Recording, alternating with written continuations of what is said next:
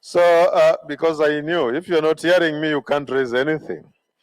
I'm asking colleagues, we are transitioning into the next phase. I know one of our key speakers is yet to arrive, but this is a session, a very interesting session, to be moderated by a very interesting man from the Democratic Republic du Congo, because it is where we really want to hear and share suggestions on how have we been able to generate that political will from the government so that the right to education is delivered.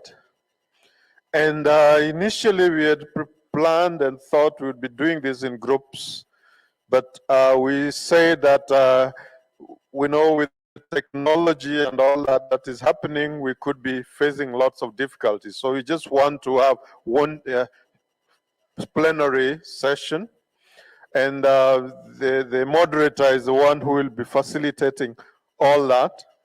So if you see that we wanted to look at how does it happen at the national level, how do we generate that political goodwill and momentum at the national level, and how do we then bring it up to the, how do we do it at the regional and global? So we'll be doing all that in this session. And after that, I think the wrap-up would be, I think by the time that will be done with the plenary and the contributions, we expect there's a GP representative who would be joining us. I'm told she could be about 30 or 40 minutes away, but by the time she comes, we shall have finished, and still our moderator would be able to see how to fix her in to make the contributions. So without taking much of the time of our moderator, allow me to welcome Jacques Jacques Waruku. Okay, because Koshir Balanga. No, but we interchange the name. I don't want to mispronounce an African name. So please take this. Thank you. Jacques, are you able to get?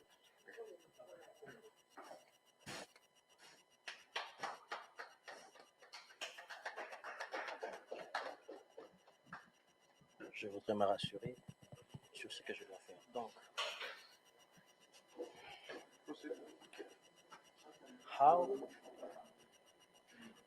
donc comment agir au niveau national, régional, pour garantir les implications. Merci beaucoup, Boaz. Nous allons donc commencer notre session. Apparemment, c'est 45 minutes. Et nous devons donc commencer à nous mettre en phase pour savoir comment nous, en tant qu'acteurs, nous allons agir au niveau national.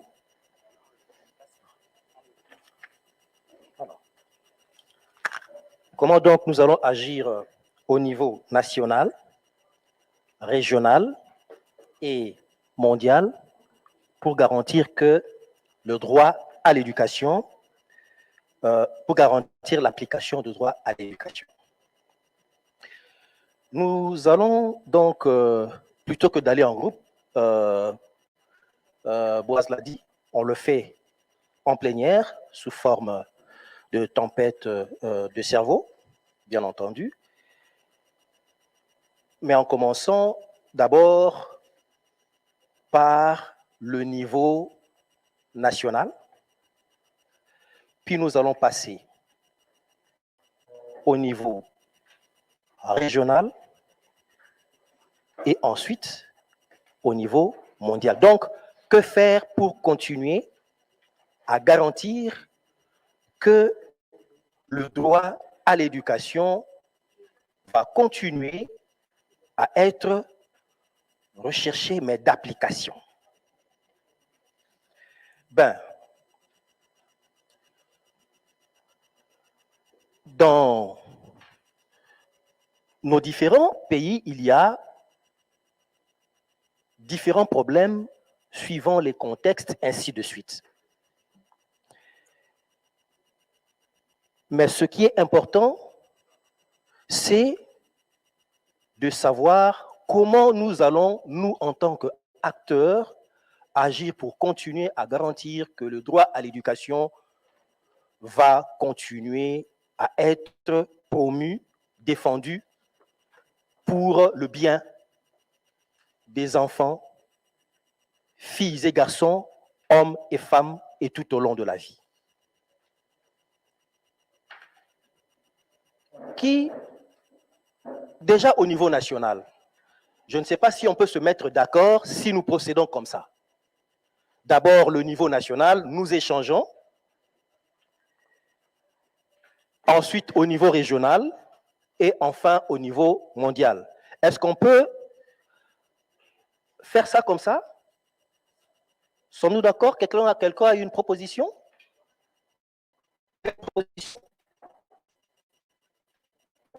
Oui? Non? OK. Bien.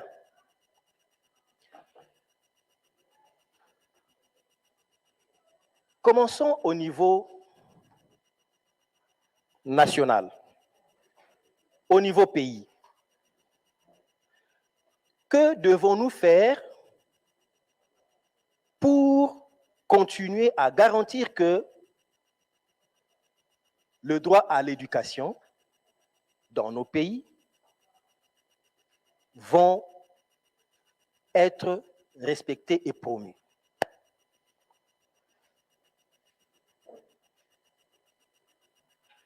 Quelqu'un peut commencer? Qui prend la parole le premier?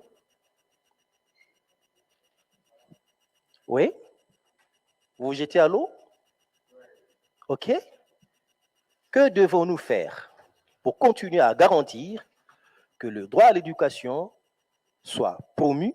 Comme vous le savez, l'État a toujours été débiteur de droit. OK. Yeah. Thank you, Mr. Moderator.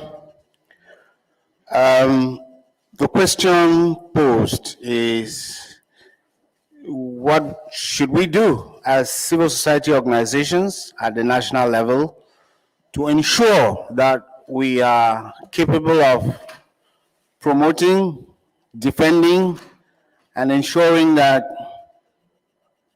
everybody, from the youth to the old people, women, the vulnerable, get their rights to education? I think for us to answer that question, we must first recognize who we are and to know that this is not a task for us alone. It is a task which involves everybody, because education involves everybody, from the home to the community and to government at the level of policy.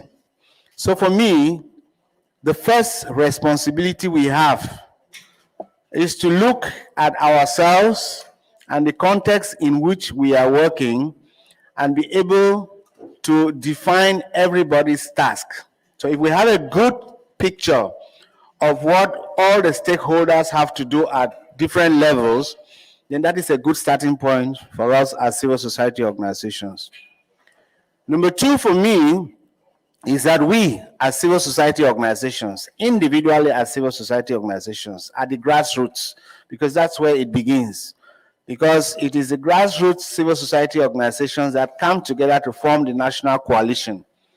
So we must ensure that, dependent on the laws of the countries in which we are, that we have a right to exist and that we have fulfilled all conditions, both legal, moral, and in terms of governance, to actually function like civil society organizations that have a right to be listened to and that have a right, to ask for their place in the debate circles, in the dialogue circles, so that we can effectively occupy those positions.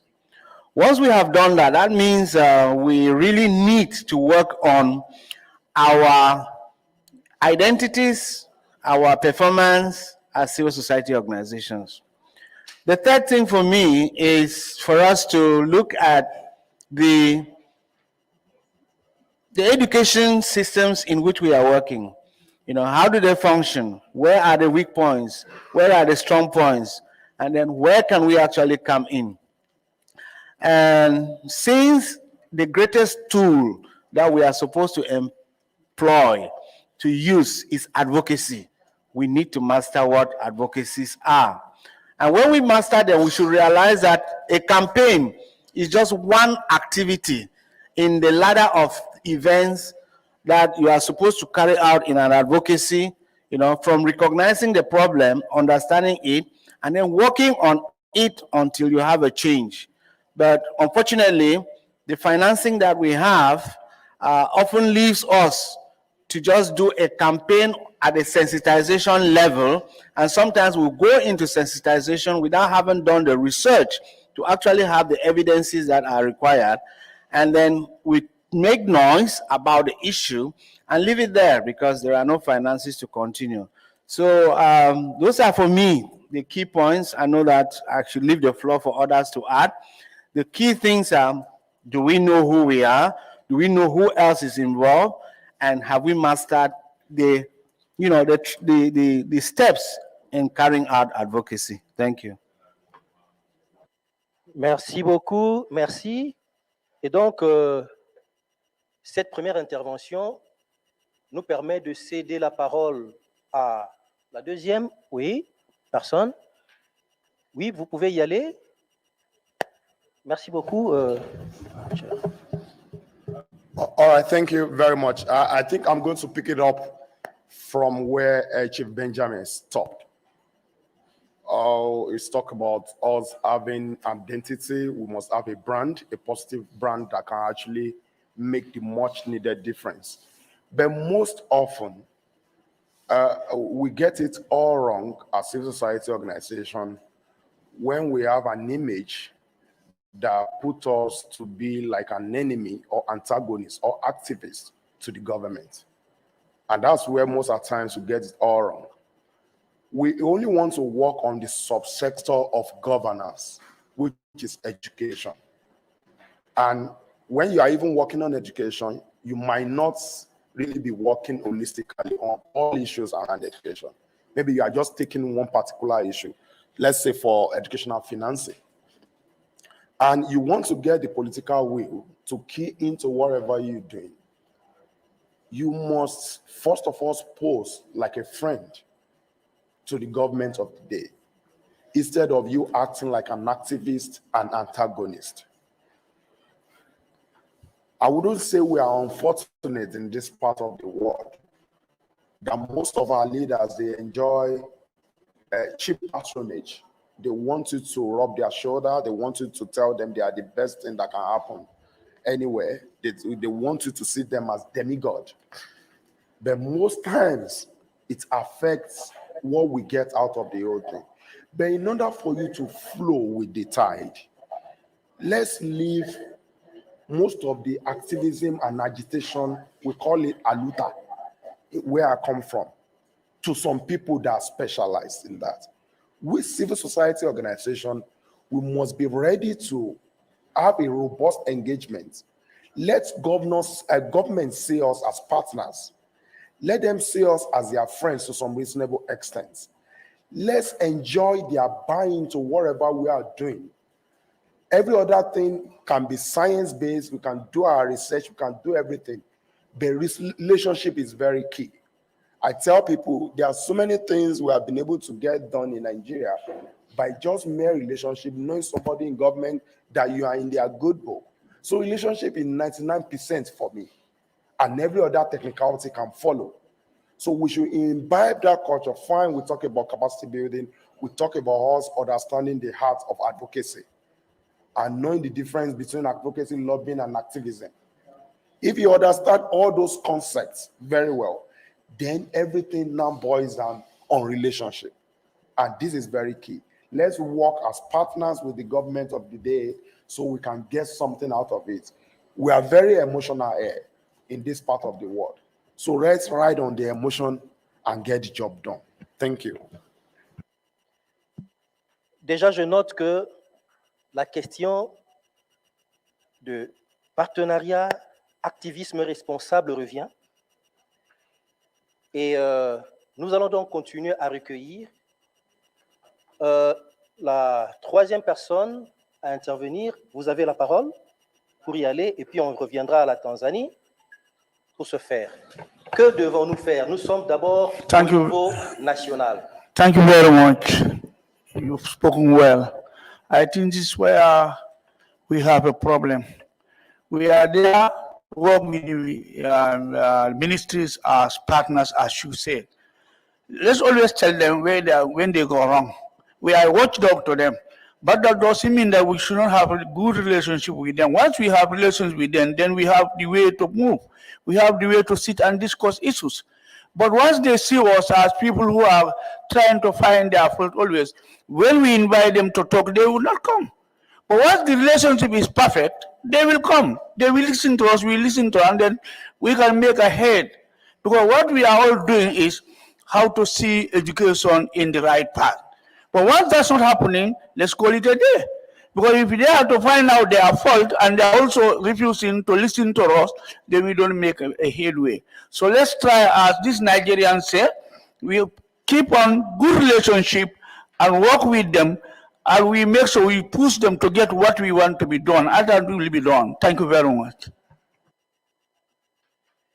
Ok, merci beaucoup. Et donc là, c'est en fait une manière encore de très bien remonter les préoccupations et comment travailler. Mais dans la pratique, j'aimerais effectivement que ceux qui vont intervenir après puissent focaliser vraiment sur le modus operandi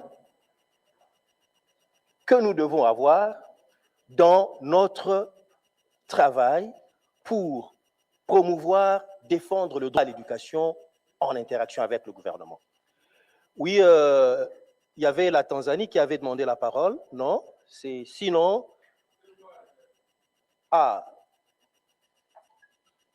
nous prenons le Niger, voilà. Nous prendrons la Tanzanie d'abord, Tanzanie, Niger, et pour le niveau national, on prendra le Zimbabwe, et puis on va clôturer par RDC aussi va parler. Donc on prendra, avant de passer à l'autre, Tanzanie, Niger, Zimbabwe, Cabo Verde, et puis RDC.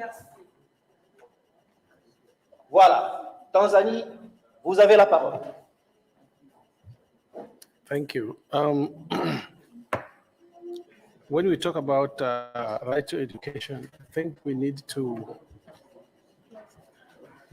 look at it not as a magic bullet.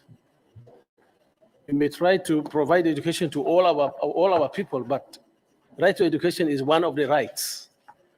Yeah, and so when we talk about right to education, we can look at the policies that we have in our respective countries. And we as Africa, we are not homogeneous.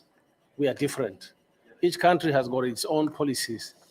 In Tanzania, for example, we have 2014 education and training policy, which provides for free education. But then when we are to look at the will of the government, one may say, okay, the government has already removed user fees, and therefore every child can go to school.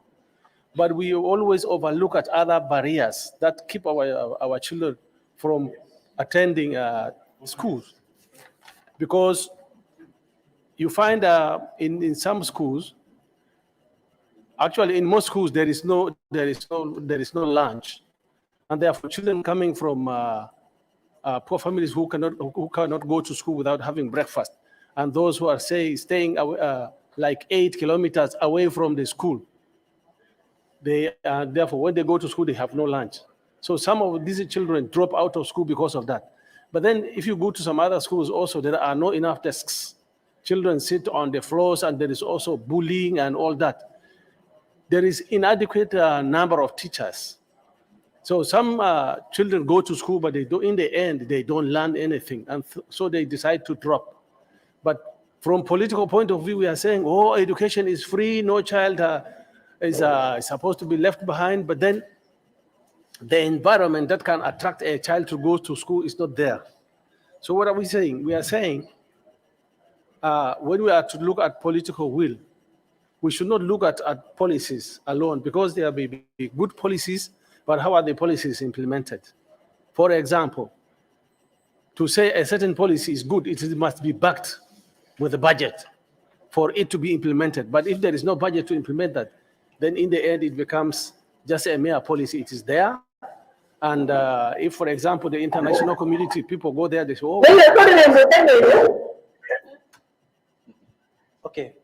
wait, Yo. I want to, okay, thank you. Okay. Another thing I want to say is the role of civil society in terms of making this thing happen. Yes, my colleagues have already spoken about it, but then in our case, for example, you cannot just go and talk to the government and tell them what they are supposed to do. You must have evidence. You must first of all conduct a research, and that research is the one that the government can listen to. And you must also know how to engage with the government.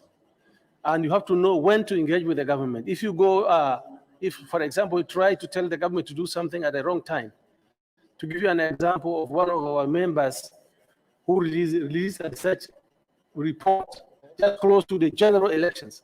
And so they were kind of like seen as sabotaging the ruling party to fail in the upcoming election. And as a result, that organization was banned from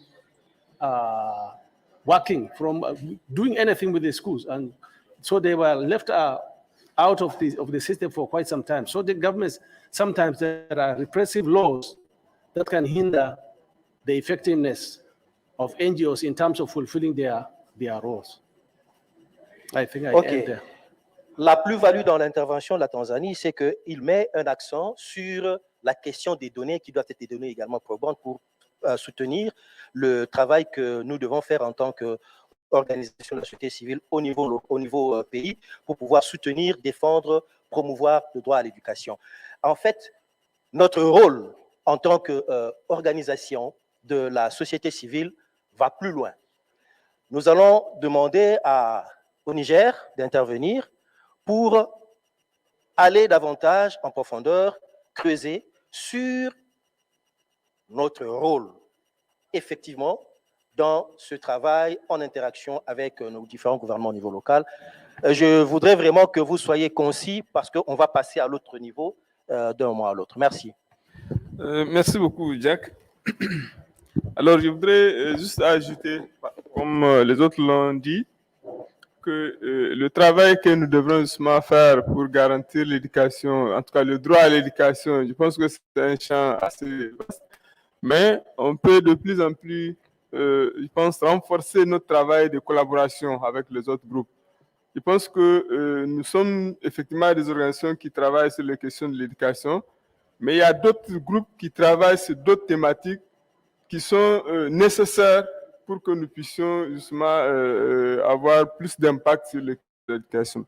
Je voudrais dire, par exemple, quand nous voudrions demander de la mobilisation de ressources domestiques, et il y a des groupes qui travaillent beaucoup plus sur les questions de fiscalité, pour lesquels leur rôle serait important par rapport à notre travail, à notre demande tout le temps au gouvernement de mettre suffisamment de ressources donc, dans les questions d'éducation. Les questions d'inclusion, les questions de prise en compte du genre. Il y a également des groupes spécifiques qui sont sur ces thématiques-là, avec lesquels, si nous renforçons notre collaboration, on pourra avoir plus de possibilités, en tout cas, d'amener le gouvernement à injecter les questions. Et ça nous donnera l'opportunité de dire que l'éducation devient le centre, en tout cas, de tout ce qu'on devrait faire. Quel que soit le groupe qui doit travailler sur les questions de développement, eh bien, il tiendra compte de l'éducation comme l'élément central et ça permettra justement de renforcer en tout cas les efforts aussi bien de ce que nous faisons en tant que coalition d'éducation, mais que les autres organisations aussi font dans nos différents pays. Et je voudrais juste également ajouter que nous sommes dans des pays à des problèmes divers. Le matin, les gens ont parlé de la COVID, d'autres ont relevé également que nous avons beaucoup plus d'autres problèmes que la COVID, comme la question de la sécurité. Aujourd'hui, ce matin seulement, je suivais d'autres parler du nombre d'écoles fermées au Burkina pour cause de choses. C'est à peu près la même chose dans la majorité de nos pays, en tout cas qui sont soumis à ces problèmes-là. Et donc, on doit aussi travailler avec les gouvernements et les autres acteurs par rapport aux questions d'alternatives éducatives. Qu'est-ce que je veux dire? Vous avez d'autres formes d'éducation, peut-être qui ne nécessitent pas que les enfants se retrouvent, en tout cas, forcément dans une salle de classe formelle, etc. Mais en tout cas, ça donne la possibilité à tous ces enfants-là qui ont abandonné l'école pour cause d'insécurité ou qui, par force d'insécurité, en tout cas, se retrouvent dans la rue pour lesquels il faut nécessairement trouver une solution éducative. Donc, je pense que c'est des aspects sur lesquels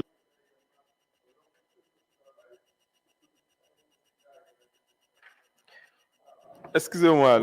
Merci beaucoup, monsieur du Niger. On retient deux choses importantes du Niger. Un, renforcer les collaboratifs, en fait, en termes de collaboration horizontale avec d'autres organisations qui sont dans d'autres thématiques, étant donné que, bien voilà, notre travail nous emmène parfois à entrer dans d'autres thématiques qui sont beaucoup plus corsées sur les financements, les questions du genre et ainsi de suite. Savoir collaborer avec les autres pour avoir un peu plus de poids, mais également, deuxième alternative proposée, c'est développer également des alternatives éducative pour pouvoir résoudre un certain nombre de questions, étant donné qu'en Afrique, bien entendu, et dans nos différents pays, il n'y a pas que la question de Covid qui est en train de s'aimer dans la question d'urgence, mais également des questions de conflits qui, notamment, poussent beaucoup d'enfants, beaucoup de mouvements de population qui nécessitent d'attirer notre attention. Merci beaucoup, Niger. Nous passons à la Zimbabwe. Thank you very much. So I'm just going to add my voice to what others have already highlighted around looking for opportunities to participate and be on the table. Two colleagues have highlighted the issue of working together with government or holding them accountable. So I would like to say, I think it's critical also for us to be on the table and contribute to national processes, whether it's sector plans, whether it's monitoring, whether it's review, implementation, or development of policies and strategies, budgeting and finances. So being strategic enough and being on the table and ensure that our voice is included in the development of plans at country level. So that would be my first. And then I would also want to agree with a colleague who talked about holding governments accountable. Other than sitting on the table and contributing, I think it's also critical for us to continue to hold our governments accountable in terms of delivery, because it is the role of the government to deliver on education. So in line with that, I would also want us to include interrogating the environment, whether there is an enabling environment for the delivery of access to education. I would totally agree with Tanzania when he highlighted the number of issues that are there, the issues of violence, the issues of shortages of schools, teacher issues. So there's need for us also to interrogate the environment. Is it enabling in terms of policies, in terms of structural issues? And once we see that, we are able to make our advocacy clear, because we are also looking at a policy and seeing, is it achievable with the environment? Lastly, I would also want to talk about, yesterday Cecilia mentioned something about working with other ministries outside of the Ministry of Primary of Education. We also need to be strategic and establish allies. As much as we are working with ministers of education, I think we need to think further than the Ministry of Education. That's looking at maybe ministries of gender, ministries of finance, ministries of women affairs, other ministries that speak. Even when we talk about teacher issues, we also sometimes in my country, when we raise teacher issues, the Ministry of Education is quick to say, that's not within our mandate. You need to talk to the Ministry of Public Service. So we also need our engagement to go further than the Ministry of Education. And in line with establishing allies also, I think it's critical also to work with other coalitions that contribute somehow to education. I'm thinking of coalitions on women's rights, coalitions on child rights, coalitions on issues of debt, budgeting. All those also are critical to map and develop an agenda together with them. Thank you. Merci beaucoup. Et je souligne là que, encore une fois, on est revenu sur la question d'alliance. Et donc, nous comprenons que de plus en plus, cette question est vraiment une question cruciale pour enrichir notre travail et nous rendre un peu efficaces, pas seulement efficaces, mais également efficients dans le travail que nous faisons, que nous voulons faire et que nous devons faire sur la promotion et la défense du droit à l'éducation dans nos pays, au niveau régional et pourquoi pas mondial. Abraham. Merci, Jacques. Obrigado, Jacques. Ir direto ao ponto, dizer que o direito à educação, para que isso seja respeitado por nós, devemos fazer para que esse direito seja assumido. Primeiro, devemos pensar que o direito à educação também é direitos humanos. Que o direito à aprendizagem também é direito humano. Direito à educação de pessoas com deficiência também é direito humano. Direito à educação das raparigas é direito humano. Então, nesse aspecto, o que nós devemos fazer é continuar as nossas advocacies. Junto de quem? Daqueles que fazem leis. Por exemplo, fazer advocacia junto dos parlamentares, para que leis sobre a educação de meninas, educação no ensino pré-escolar, a educação de pessoas com deficiência, a todos os níveis, seja assumido pelos governantes. Também trabalharmos juntos com o próprio governo. Levar os governantes, os parlamentares, os jornalistas, os artistas nas nossas ações de advocacy. Por exemplo, quando fazemos uma campanha de massa, trazer os jornalistas, trazer os artistas para as nossas conferências, para as nossas marchas, para que eles se juntarem a nós nessa questão. Por exemplo, nós em Cabo Verde fizemos, no último workshop que fizemos sobre advocacy, ensinar técnicas de advocacy para as ONGs, incluímos jornalistas também para mostrarmos como é que se faz a advocacia à educação. Ou seja, para que eles levam as nossas mensagens para que os governantes passem a respeitar mais e a melhorar o ensino nos nossos países. Obrigado. Merci beaucoup, Abraham. Je saisis que, bien voilà, vous avez chuté par la nécessité de continuer à renforcer les capacités des organisations pour notamment plus d'efficacité, mais également travailler avec ceux qui font les lois, notamment les députés, pour renforcer, bien entendu, les questions telles que l'éducation inclusive et autres. Bien, merci beaucoup, encore une fois, et nous allons chuter pour le niveau national avec la RDC, et puis nous allons prendre directement le niveau régional pour ce faire. Excusez-moi pour ceux qui ont levé la main en retard. On pourra vous récupérer après, même quand on sera au niveau régional. OK. Bien, merci beaucoup pour la question de gestion du temps. Merci, Béatrice. OK. Merci beaucoup, Cordon, pour la parole. C'est un peu difficile de prendre la parole après que tout le monde ait intervenir.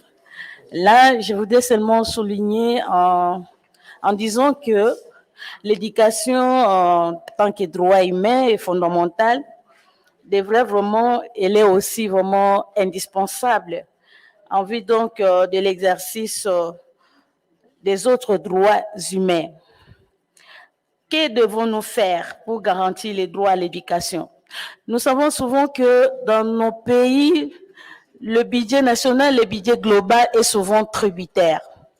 Alors, nous, la société civile, nous devons toujours travailler en collaboration avec le gouvernement et faire en sorte que nous puissions vraiment souligner au financement innovant. Parce que s'il n'y a pas le financement innovant là, ça nous permettra vraiment de résoudre tant soit peu les problèmes de l'éducation, des droits à l'éducation, de l'éducation de nos enfants. Financement innovant, c'est comme le Niger avait dit, nous devons penser au financement domestique. C'est la même chose. Parce qu'avec le budget, parce que quand vous allez au niveau de l'Assemblée nationale, par exemple, qui est responsable budgétaire, et ils disent que le pays, le gouvernement n'a pas l'argent, le budget voté ne peut pas résoudre tous les problèmes que vous posez. Alors là, nous proposons maintenant la société civile, nous allons faire notre plaidoyer pour qu'il y ait les financements innovants. Je vous remercie. Bien, je note qu'il faut, dans le travail qu'on va faire pour promouvoir le droit à l'éducation, pour combler le gap de financement, pousser nos gouvernements à des alternatives de financement. Ces alternatives, donc, en termes d'innovation. Voilà donc, il y a toute une panoplie de stratégies, d'approches qui ont été proposées au niveau national. Et quelque chose d'important qui avait été également souligné par le Zimbabwe, c'est la question de continuer à mettre un focus sur la redevabilité au niveau gouvernemental. Et donc, voilà, c'est véritablement important. Puisque nous avons essayé de brosser la situation pour mettre quelque chose dans notre sauce de travail avec le gouvernement pour promouvoir le droit à l'éducation au niveau pays, voyons maintenant si nous capitalisons cela au niveau pays. Mais nos gouvernements se retrouvent également au niveau régional. Quelles sont les stratégies? Comment allons-nous faire en tant qu'organisation pour continuer à promouvoir le droit à l'éducation, défendre le droit à l'éducation au niveau régional? Quelles sont les idées?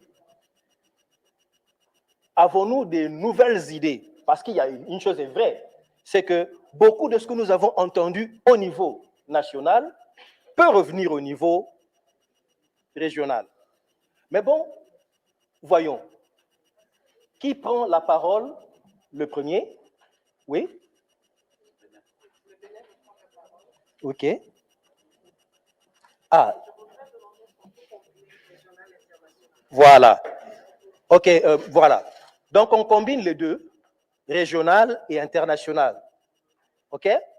Donc, nous allons commencer par le Bénin. Vous avez donc la parole pour inaugurer cette tempête de cerveau sur le droit à l'éducation au niveau régional. OK. Merci bien. Par rapport au niveau régional, il faut noter que nous avons la possibilité de participer à des échanges d'expériences. Et n'oublions pas que nos pays ont pris des engagements. On souscrit à des engagements sur le plan régional et sur le plan international. Et ces engagements ont souvent appui sur des tests qui les obligent à s'occuper de l'éducation dans toutes ses formes. Et au niveau des conventions internationales de loi, il y a ce qu'on appelle la question supranationale. Donc, les gens doivent faire en sorte que, en s'appuyant sur les tests nationaux, en s'appuyant également sur les tests régionaux et internationaux, contraindre le gouvernement à agir pour que le droit à l'éducation, qui est également un droit de l'homme, soit réellement appliqué. Parce que si la violation, l'interaction entre les organisations de la société civile, l'interaction peut nous amener à interpeller le gouvernement et à chaque fois leur rappeler les engagements pris sur le financement au niveau local à travers les aides qu'ils reçoivent. Et c'est en fonction de cela que je dis, Madame Béatrice a parlé de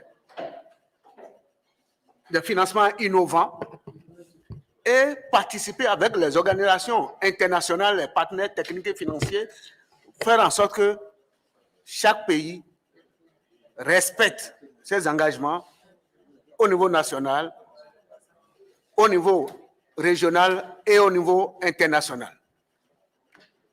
Et comme je l'ai dit tantôt, le partage d'expériences permet, si je prends le cas du Niger et du Bénin ou du Burkina, ce partage d'expériences permet de savoir les bonnes pratiques. Chez nous, on a fait ci et on a eu tel impact. Et comme on dit, on peut domicilier l'exemple d'un autre pays et savoir comment participer au rayonnement du système éducatif. Même si nous prenons la question des alternatives éducatives, il y a des alternatives éducatives qui sont quand même efficaces dans certains pays, qu'on peut remettre dans nos pays et faire des propositions pour que cela puisse avancer pour le bonheur de l'éducation de nos enfants et de l'éducation des jeunes de la nation. Voilà ce que je voudrais dire. C'est pas assez mon...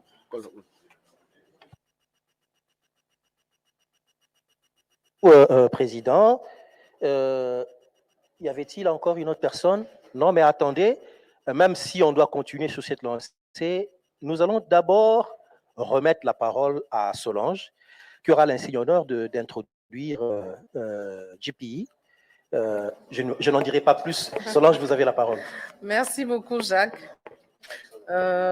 Excellente facilitation qui mérite des applaudissements. Ah, et je vois que la patronne, la présidente de la RDC approuve. J'ai demandé juste la parole pour introduire Victoria du Partenariat mondial pour l'éducation. Comme nous sommes en train de discuter de ce qu'il faut faire pour tenir les engagements que nos États prennent, j'ai trouvé que ça faisait très bien le lien avec sa présentation qui va porter sur le sommet sur le financement de l'éducation qui s'est tenu à Londres et la suite. Parce que vous savez, nos États se sont retrouvés pour prendre encore des engagements sur le financement de l'éducation. Maintenant, il faut qu'on sache effectivement quels sont les engagements pris et comment ils vont les tenir et comment nous allons faire pour les inciter à ne pas oublier ces engagements. Victoria est en ligne avec nous. Victoria, si tu m'entends, tu as la parole. Robert va aider à défiler le PowerPoint qui est déjà affiché. Merci.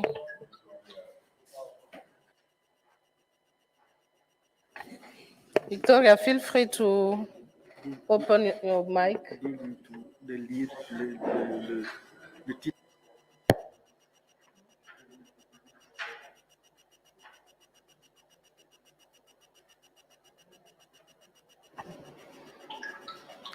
Victoria, can you hear me?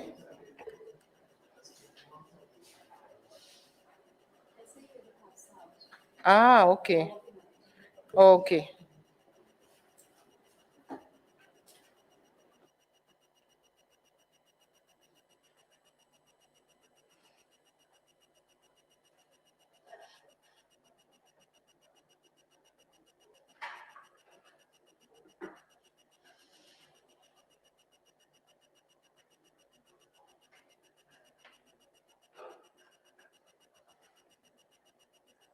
Maybe we can continue the discussion here until it is fixed.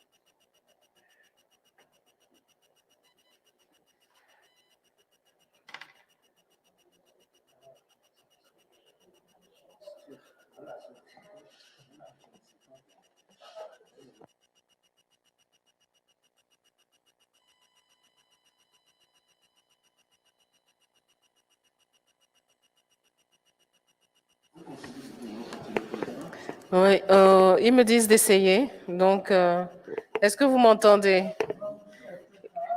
Les collègues qui sont en ligne, est-ce que vous m'entendez?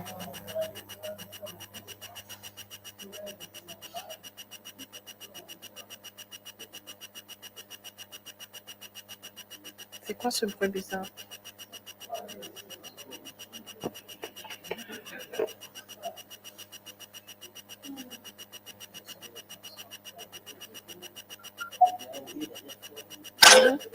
Oui, alors on vous entend, hein? Moi je vous entends. Ah, très bien. Et dans le groupe anglophone, est-ce qu'ils nous entendent?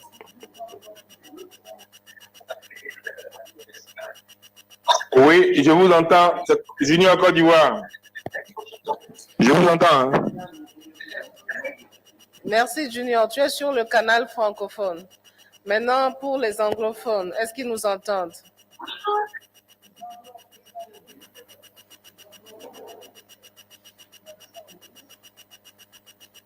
Dr. Tessema, do you hear us?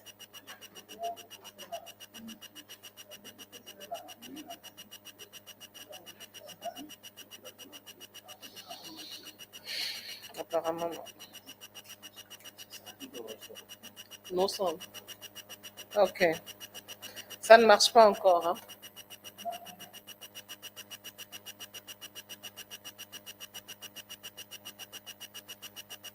Ça marche pour les Portugais.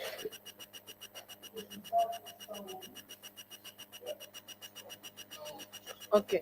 Maintenant, les anglophones. Victoria, Are you hearing us? You can hear. No, not those who are online. In fact, I think we don't have issues here, but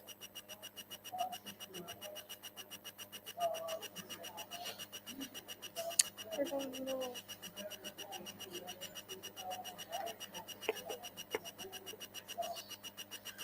On va essayer. Pour une nouvelle fois, je vais passer la parole à Victoria. Victoria, vous avez la parole. Essayez et comme ça, on verra si ça marche ou pas.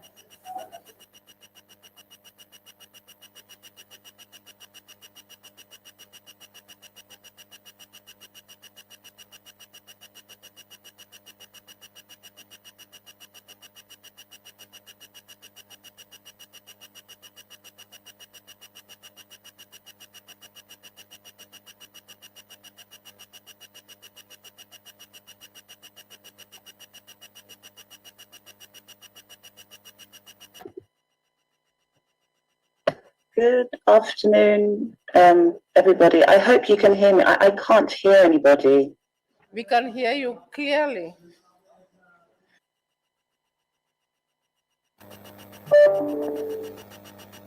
I think that's from the room. That's from the room. They can't. We are not connecting to them. Okay. They should wait. Okay, they've been told I've been given the floor, but I'm not sure they can actually hear me. They say they can hear you. I'm online and I can hear you clearly. Oh, you can hear me. Okay. And is my PowerPoint projecting? Anyone is able to confirm that? Victoria, yes, we can hear you. The PowerPoint will be projected. And the chat is working also. Solange, if you can hear me, can somebody please project the PowerPoint, if possible? Yes.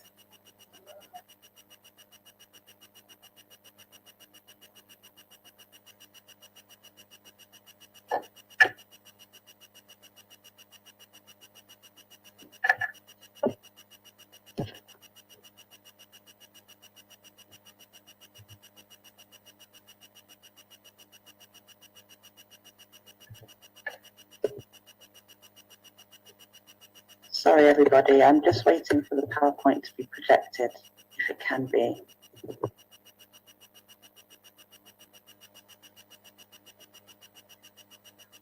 Victoria, like I told you, I think for us online here, we can hear you and we can see you, but I'm not sure whether from the conference hall they are with us because we lost them. That's what I think. Even this colleague here, Benjamin, is also with us from online here.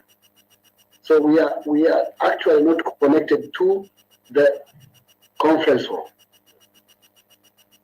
Okay, right, I understand. I didn't my screen was small, so I didn't realize Benjamin was actually not in the room. Although Solange keeps saying I've been given the floor, so. Or can you try Solange's WhatsApp and ask what's going on? I don't have WhatsApp. I'm just chatting. Solange typed, yes, we can hear you. Can't you see the message from her? Oh, right, yes. That's what she said. We can hear you, all right, Victoria. let me proceed. Yes. Then. Let me proceed. They're saying just go ahead. Yes. All right. Okay. Well, yes. Good afternoon, everybody. Thank you for having me here this morning, my morning.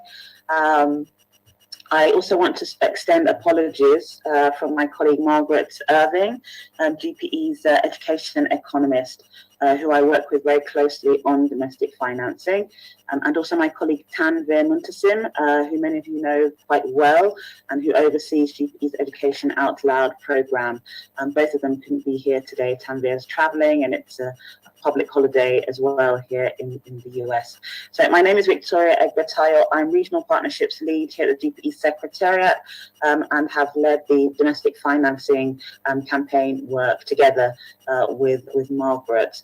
As many of you will know, GPE held the Global Education Summit in London in July, co-hosted by President Uhuru Kenyatta of Kenya and Prime Minister Boris Johnson of the UK. And it was a widely applauded. It was a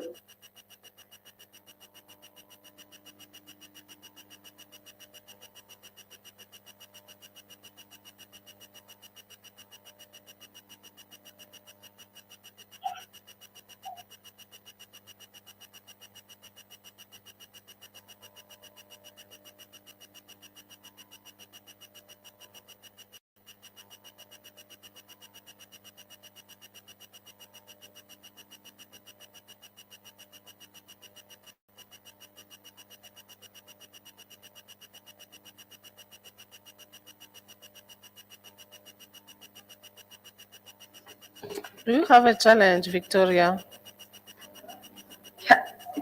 Can you hear me now that the We can hear sound you. is... We can hear you. You can see also the slide or not?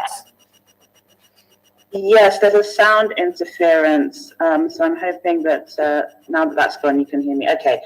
All right. Let me continue.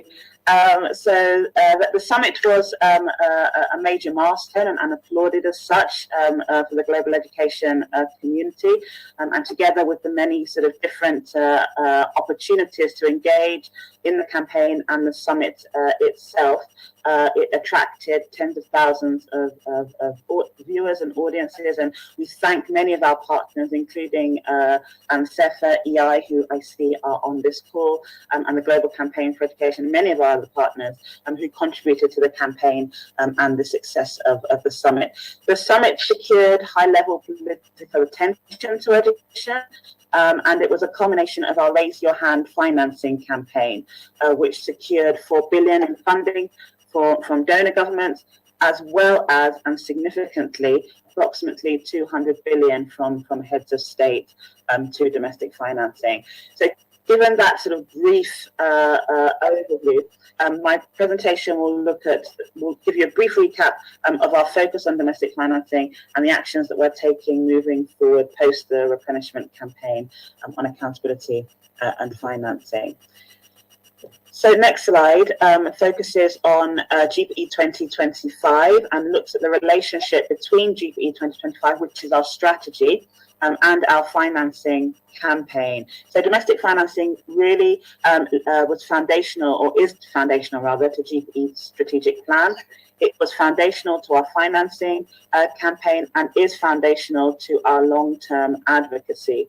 Now, GPE 2025 is an ambitious vision to mobilize partnerships and investment that transform education systems in our partner countries to leave no one behind. So within that, financing is key, and one of our key country-level objectives is to mobilize coordinated action and financing to enable this transformation. And so domestic financing is one of the key enablers in our pursuit of transforming education. And so GPE 2025 really looks at leveraging more and better domestic financing, given it's the most significant and sustainable source of funding for education. And we use incentives and results-based financing to help countries increase their domestic financing and ensure that it's equitably and efficiently spent. And when it comes to our financing campaign, as I said, it laid the groundwork for this ongoing advocacy, because we had a goal within our financing campaign to ensure that domestic financing was front and center, that we leveraged more and better domestic financing, and that we drove a step change in financing across our partner countries. And so domestic financing was very much key, and we wanted to use the momentum of the summit to continue to drive political will and secure commitments that can be leveraged for the full rollout of GPE's operating model. Next slide, please, Solange and team. So the next slide looks at I'll just try to sort of take you back a little bit in terms of sort of our approach to domestic financing during the campaign. We had a collective political statement led by President Kenyatta and the government of Kenya, also known as the Kenyatta Declaration, or the Heads of State Call to Action on Education Finance. And we also had individual country commitments from ministers of education from GPE partner countries that are eligible for a systems transformation grant. And so the focus of those commitments, both at the heads of state level, but also at the ministry level, was volume, so advocating for countries to protect domestic financing to pre-COVID levels and increase towards a 20% global benchmark, and to reach the most marginalized and leave no one behind, but also equity and efficiency, making sure that we had a strong narrative as to why countries needed to improve equity and improve efficiency and spend these limited resources more effectively, particularly in the COVID context that we're still in. And the Kenyatta Declaration also called on multilaterals to play their part as well. And part of our approach also included a big announceable, if you like. So we calculated the commitments, the heads of state commitments, and we calculated those commitments to see what would be possible in terms of investments in education from our partner countries over the next 5 years. And so that announcement was made at the Global Education Summit. Next slide, please. So just to hone in a little bit on the Kenyatta Declaration, it was a personal commitment from President Kenyatta.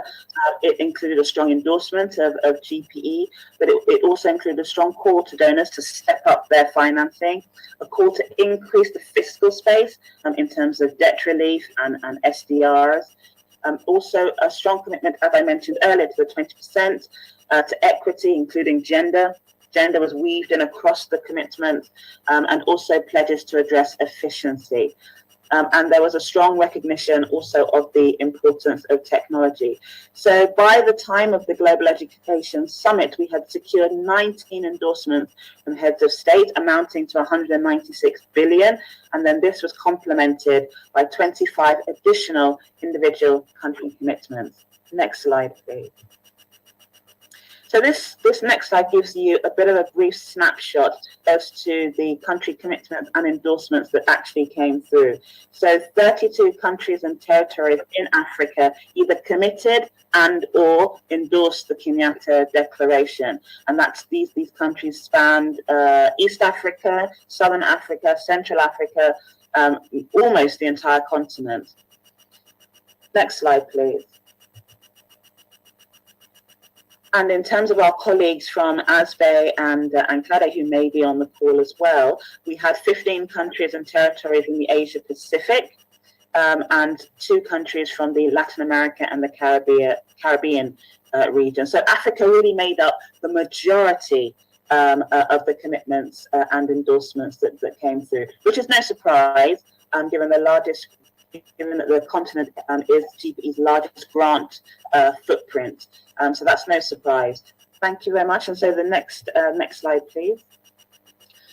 So I'll move on to now talking a little bit about what GPE will do post-replenishment, how we will look to capitalize on the commitments and the endorsements that have been made.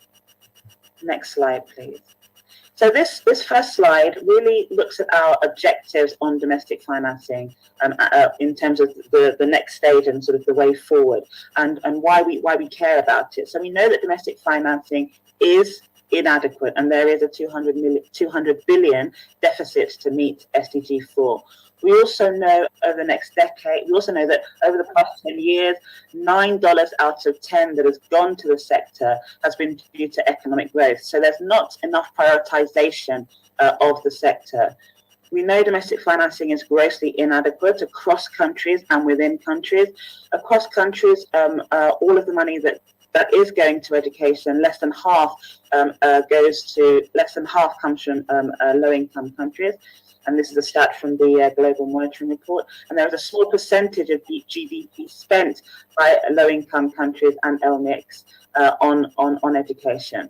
And we know that in terms of domestic financing, it is the richest households that tend to benefit the most. We also know that domestic financing is highly inefficient. Almost a third is lost to inefficiencies. And so here we have three pillars that we know we need to focus on in our GPE 2025 strategy, as we did in the campaign, and as we will continue to moving forward. And that is volume, equity, and efficiency. And that's the basis of what we have outlined here in this slide, on how we want to make progress on domestic financing in collaboration with our partners over the next 5 years. We want to do this in terms of making sure that we have a strong global as well as country level focus. At the global level, we have a real unique opportunity to really leverage the 19 heads of state that signed up to the declaration and their commitments to domestic financing.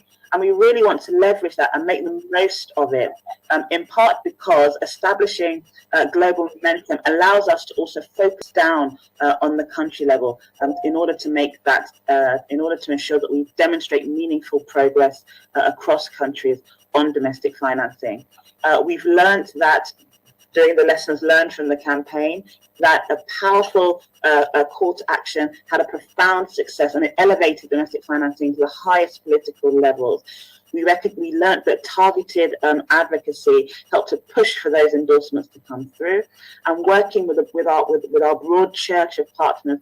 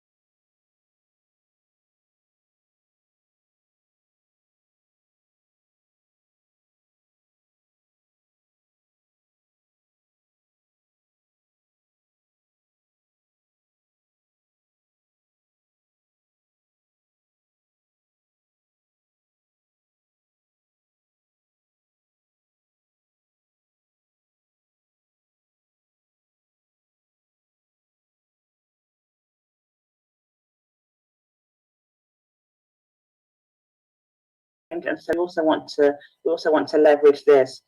And this work is also supported by our public policy advocacy, which also has a strong technical element to it too.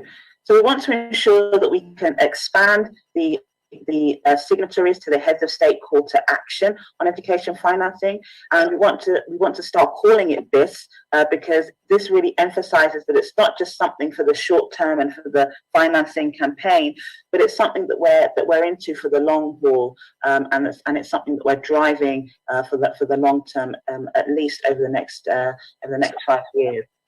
We also want to work with our global advocacy partners to continue driving that political will, so that our advocacy conversations are also, to drive that political will and in complement ensure that our advocacy conversations are driven by evidence.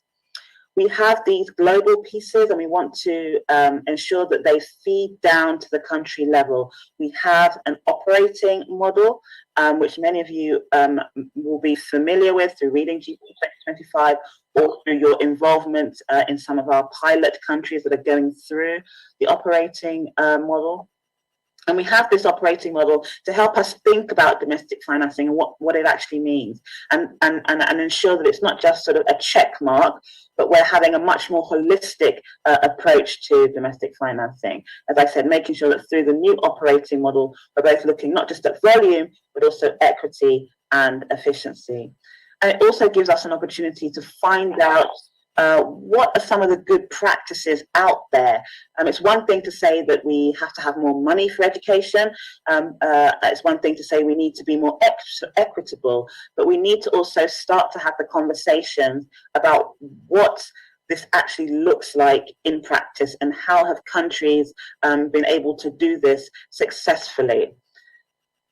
And there's a strong complementarity between, as I say, our operational work and our advocacy work. And we have a lot of partners with strong technical insight on what works. And that includes our civil society partners, as well as parliamentarians and many others who can bring evidence to bear and can help us drive that political will at country level. And we know that CSOs are critical in helping us engage in the policy dialogue, and capacity development through the Education Out Loud program is critical to what we want to do in this regard. Next slide, please.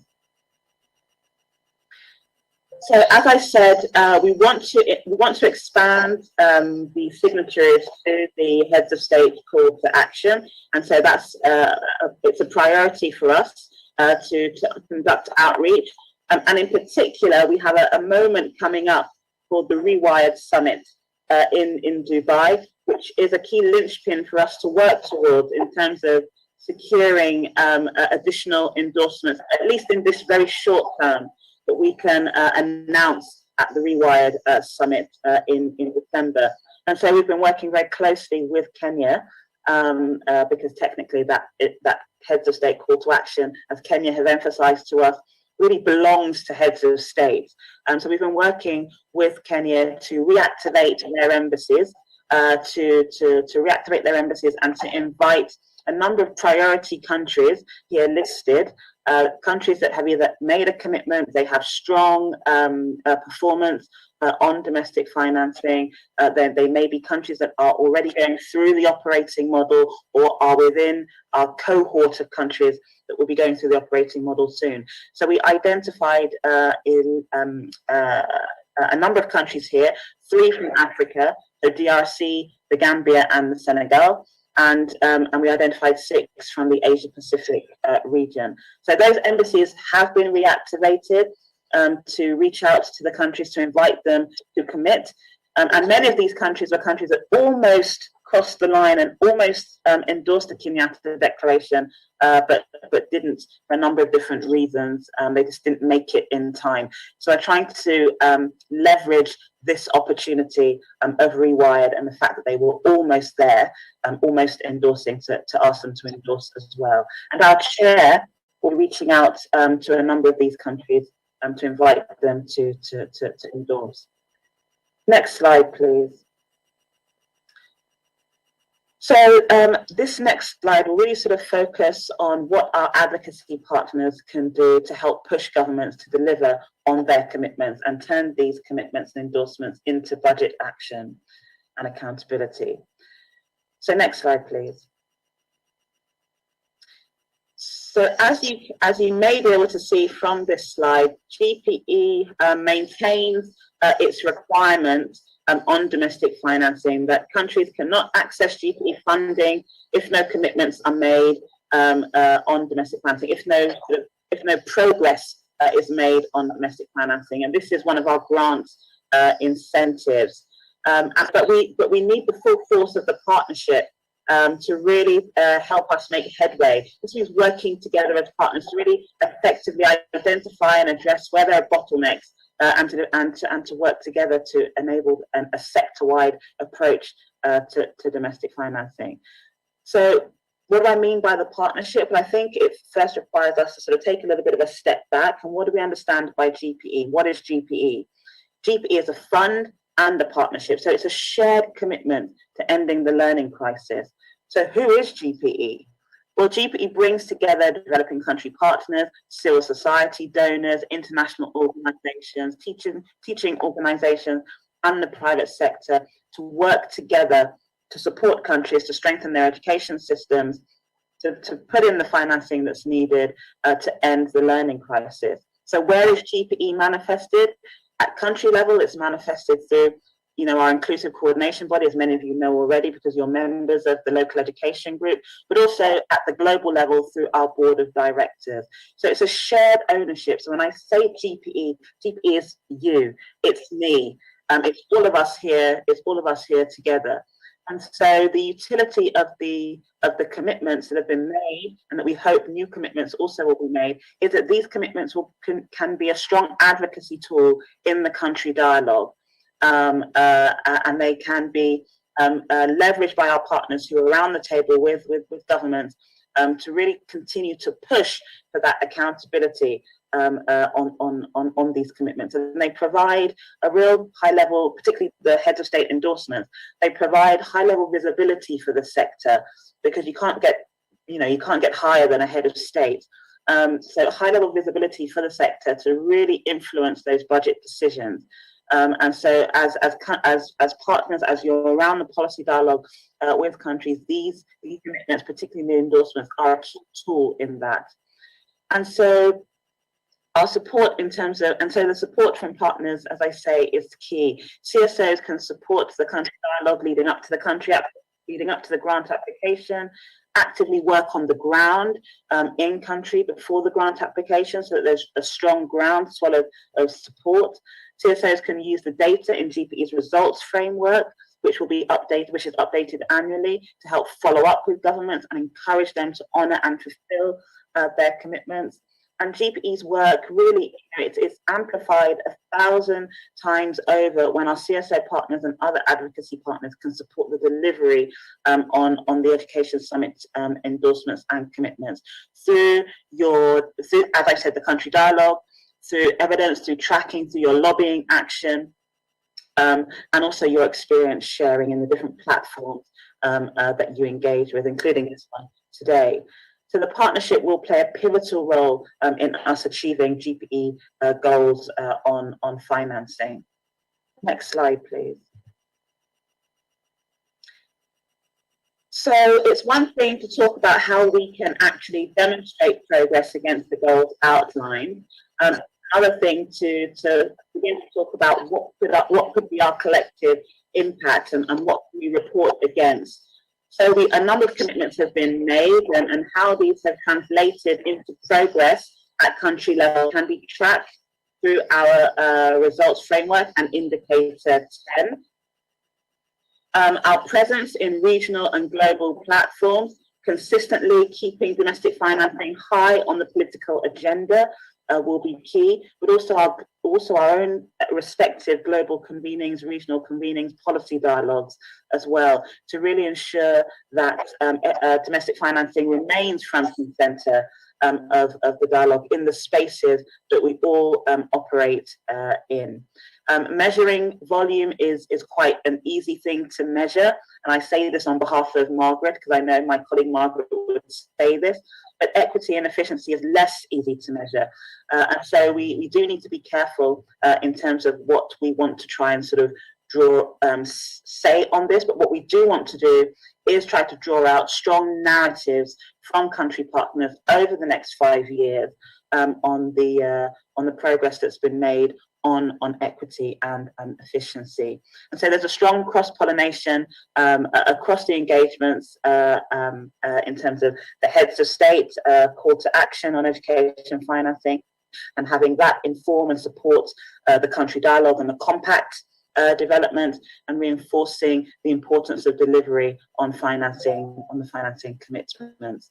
And the very last slide, please, to the next slide, just to sort of reinforce that we can't do this alone. We need all of our partners, not just CSOs. CSOs are critical, but our multilaterals, our donors, also to help push our regional multilateral development banks, our regional organizations that we have relationships with and that you have relationships with as well, where they intersect with GPE. We can't do this alone, and we need all the support of partners.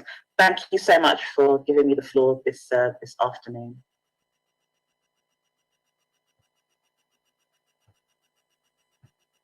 Happy to take any questions.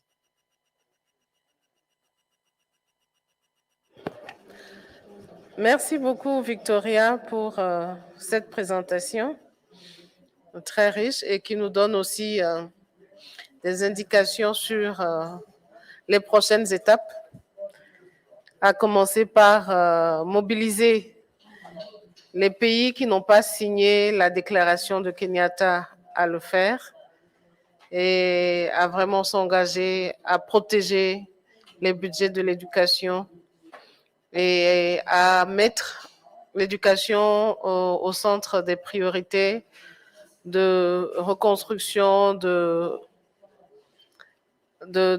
développement post-Covid. Merci pour cela. Mais sur ta dernière slide, là, il n'y a pas un CFA, donc on n'est pas partenaire. Ça, c'est une provocation. Mais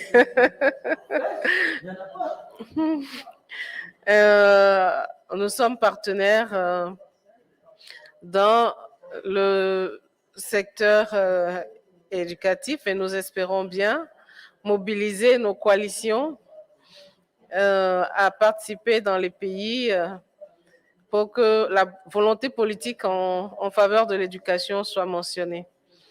Et comme vous l'avez dit, GPE soutient majoritairement les pays africains, donc il est de bon ton que la société civile africaine fasse entendre sa voix et participe à l'effort de financement. S'il y a des questions, vous pouvez les poser. Je vois déjà qu'il y a une main levée ici et une main levée aussi dans le groupe anglophone.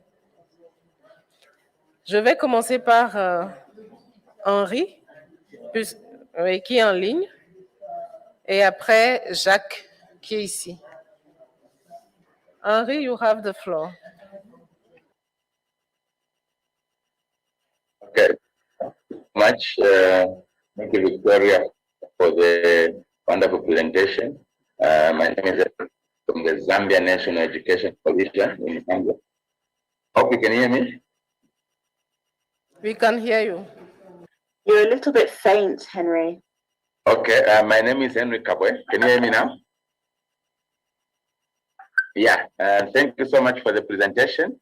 And I'm Henry Kabwe from the Zambia National Education Coalition in Zambia. And just trying to find out, I think for those brilliant ideas to be shared across country, there will be need for more visibility of ANSEPA. And I don't know if GPE can support, for ANSEPA to be more visible in terms of public advocacy, calling on countries to invest in education and making sure that there's a well-planned communication plan, that can be able to influence policy change among African countries, because I think the visibility aspect is kind of lacking. We need to feel unsafe at the continental level so that citizens of many countries can recognize it and get, information as to how we are doing as countries, and also as a benchmarking platform to just compare how countries are doing. Thank you so much. Merci Henri. On va prendre la série de questions. Thank you, Henry. Victoria, just to say that through EOL, I think that is a major support to the ANSEPA coalition in terms of, as I've said earlier, the capacity building to be able to really sort of make strong headway in the policy dialogue and increase that visibility of your individual coalition work. But also to say that I understand ANSEPA has an MOU the African Union, and I know that there are current leadership changes taking place at the African Union when it comes to education, the Education, Science, Technology and Innovation Department. But it would be worth sort of reigniting that political level conversation with the African Union in terms of strengthening the collaboration between ANSEFA and the Department of Education in terms of working together to really continue to shine a spotlight on domestic financing. So that's what I can say with regard to that, and making sure that ANSEFA is visible in the different sort of continental but sub-regional public policy spaces, including the likes of SADC and ECOWAS. I know, for example, that EAC a couple of weeks ago had a major summit called ULEAD, which the GPE chair spoke at in his personal capacity, not as a GPE chair. And GPE's youth leaders spoke very eloquently, actually not on basic financing, but on gender at that summit. So those spaces sort of really mapping out what are some of the platforms and spaces that ANSEFA could leverage and be visible at in collaboration with its partners, and that includes GPE. Merci Victoria. Nous allons essayer de prendre toutes les questions et vous allez faire la réponse en une fois, parce que sinon ça va nous prendre trop de temps. Donc, je vais donner la parole à Jacques pour 1 minute et à Limbani pour 1 minute. Est-ce qu'il y a d'autres personnes qui veulent prendre la parole? Et il y a Wolfgang qui est avec nous ici pour 1 minute. Et vous ferez la réponse à la fin. Jacques, tu as la parole. Merci beaucoup. Je poserai une question qui est également une préoccupation, Victoria, par rapport à l'engagement ou à l'accès, à la conditionnalité pour accéder au financement de GPI. J'ai bien noté que parmi les conditions pour qu'un pays accède au financement, au type de financement, il faudrait donc que les pays s'engagent, bien entendu, que le pays au préalable s'engage à financer au financement intérieur de l'éducation, notamment la déclaration proposée par le président kenyan et autres. Mais en fait, le plus grand problème, comme on le reconnaît chez nous, c'est le problème de financement. C'est vrai que lorsque on dit que pour que les pays accèdent à ce financement, il faut qu'ils s'engagent. Elle ne t'entend pas bien. Ok. Tu vas parler dans le micro? Oui, je vais parler dans le micro. Tu prends le micro à la tête, on va voir si c'est bien.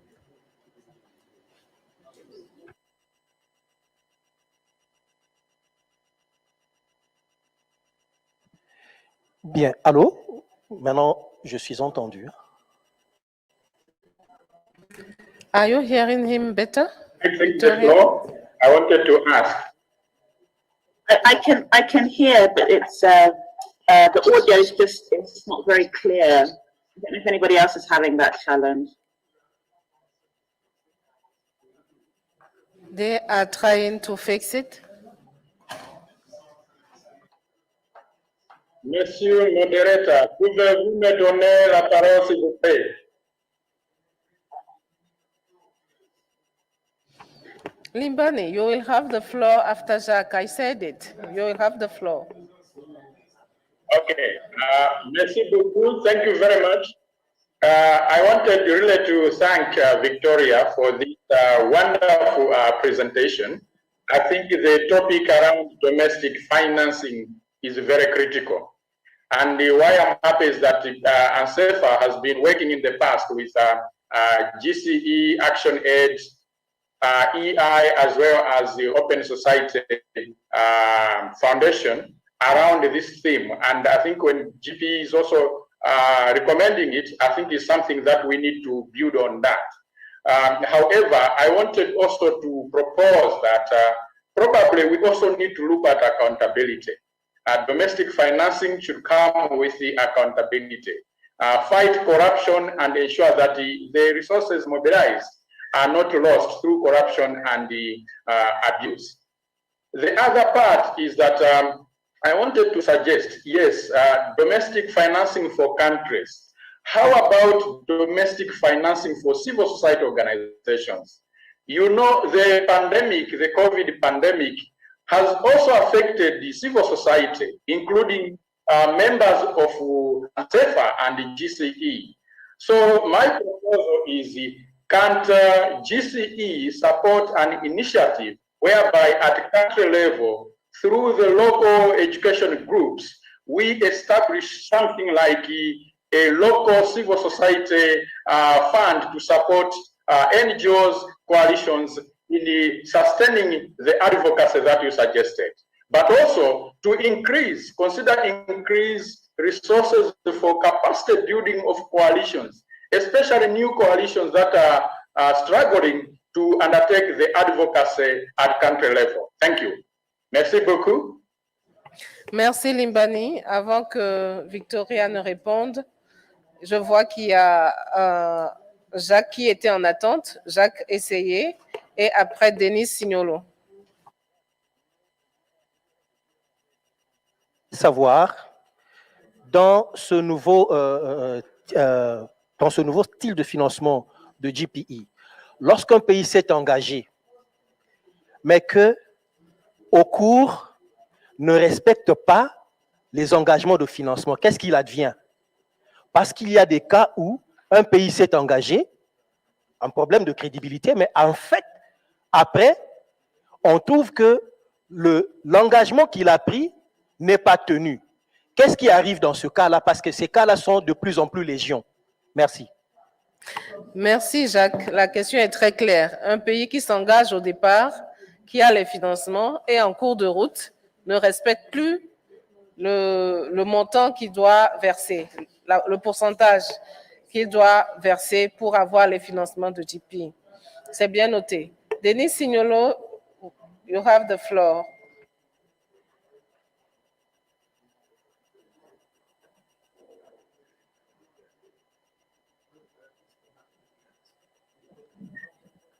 Sorry, the sound was not clear. I suppose the chair is calling on me. Yes, if that is the case, yes. Thank you very much for the floor, and thank you very much, Victoria, for your presentation. We really appreciate the work that GP is doing to support education in low-income countries.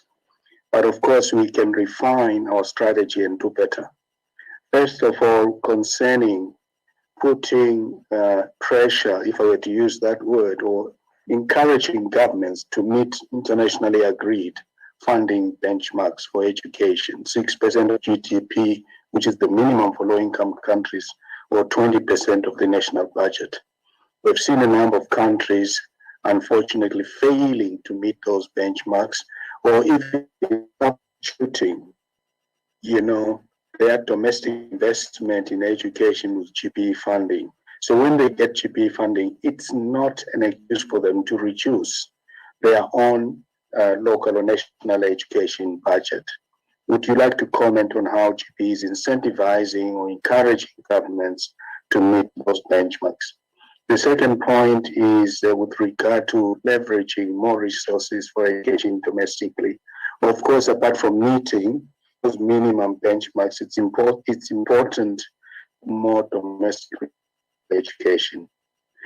And if GPE were, for example, support work around fair and progressive taxation, helping governments to actually collect more in tax revenues, that would yield more resources for education as well. The third point is on the local education group, which is a very, very, very important structure of GPE at national level. But unfortunately, again and again, the information we receive from teacher unions is that in the majority of cases, they are not involved in local education groups. Sometimes they're invited to a meeting to endorse a GPE application or proposal, but sometimes they're not even involved at all. So what is GPE doing to actually ensure the full participation of teachers, teacher unions, and civil society organizations? the last point is just again and again for GP to do more in investing in teachers. Because unless countries have enough qualified teachers and they have teachers who are fully supported through professional development, decent salaries and working conditions, there's no way they are going to achieve SDG 4 by 2030. So my comment is also a question of how GP can do better actually to ensure more investment in teachers. Thanks.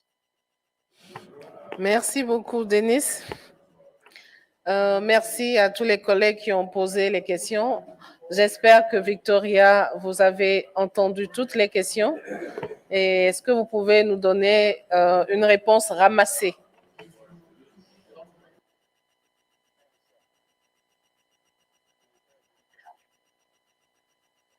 All right, thank you so much to all of my colleagues who have asked questions, and I'll try to give a summarized response.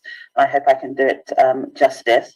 In terms of what PP is doing to incentivize countries to meet their commitments, obviously the new operating model is intended to incentivize top-ups to their funding if countries demonstrate progress on domestic financing. So that's one of the sort of incentive measures, top-ups in their allocations.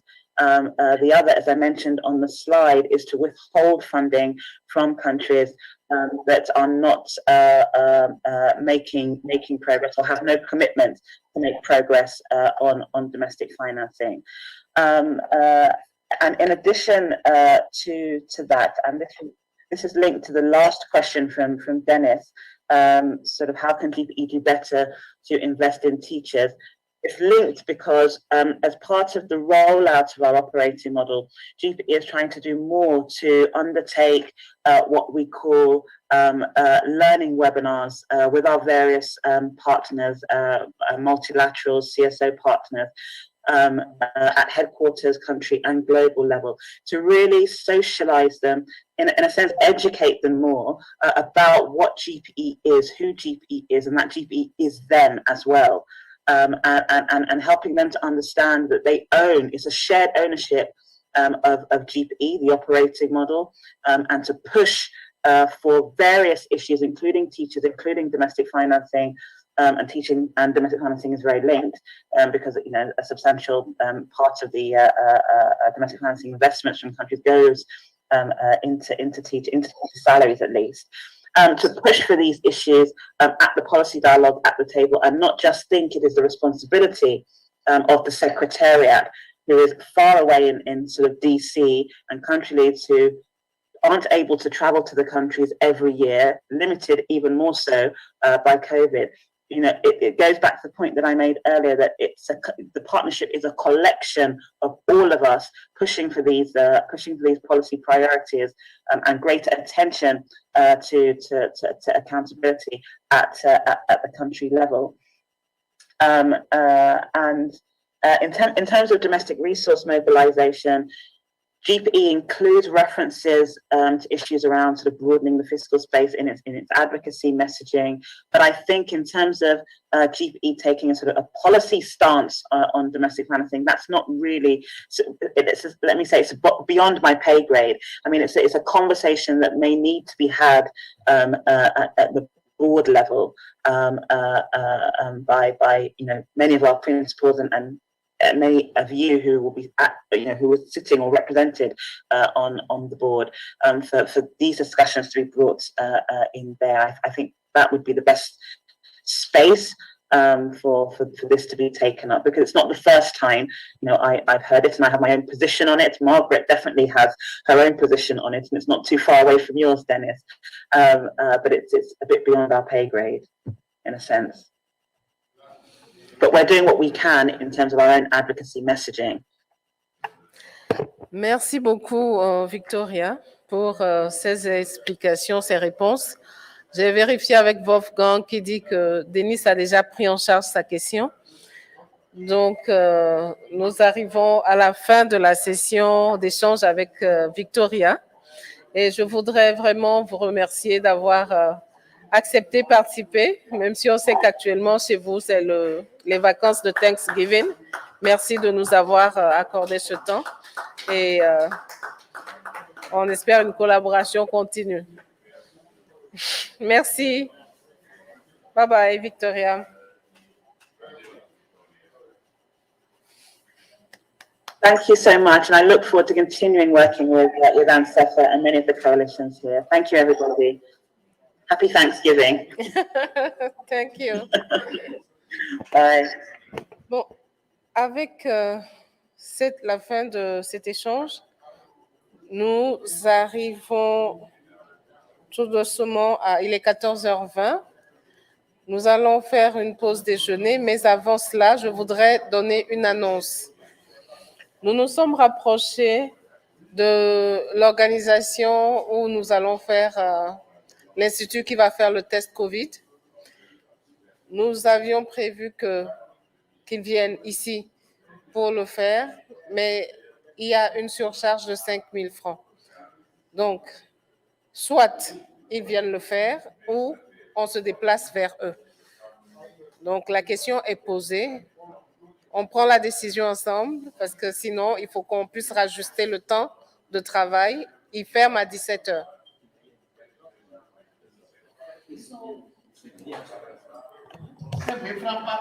Pas personne. Solange, on peut parler? Ok, de mon point de vue, c'est mieux qu'ils viennent ici. On gagnerait en temps. Les 5 000, c'est beaucoup, mais ce n'est pas grave. L'essentiel est que nous arrivions effectivement à faire notre test COVID et à terminer le travail pour lequel nous sommes venus. Merci. C'est noté et applaudi. C'est noté. On va les appeler pour qu'ils viennent faire le test. Comme ça, on ne va pas interrompre. On sortira l'un après l'autre. Et ça nous permet de continuer. On va arrêter, sinon les interprètes vont me prendre en otage. Alors, on fait une pause d'1 heure. Essayons de revenir juste à temps pour terminer les 2 dernières sessions que nous avons. Merci beaucoup à tous. Merci aux collègues qui sont en ligne. On fait une pause déjeuner à 14h.